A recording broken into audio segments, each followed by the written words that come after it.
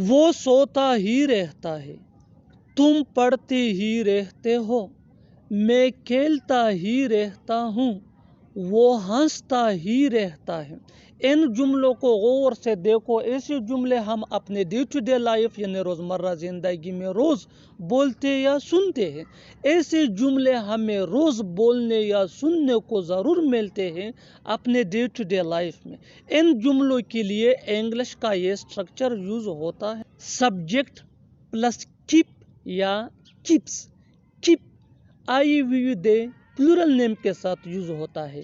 Keeps یہ ہی شی at یا singular نیم کے ساتھ یوز ہوتا ہے plus verb plus I N G plus only.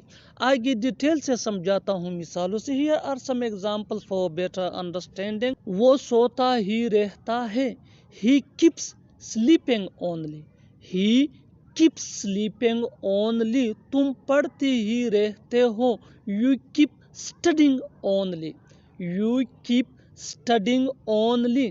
میں کھیلتا ہی رہتا ہوں، I keep playing only, I keep playing only. وہ ہنستا ہی رہتا ہے، he keeps laughing only, he keeps laughing only. اور آخر میں یہ سینٹنس آپ کے لیے کامنٹ سیشن میں اس کا جواب ضرور دینا۔ تم روتے ہی رہتے ہو، تم روتے ہی رہتے ہو۔ Subscribe to English PS for more advanced English sentence structure. Thanks, man.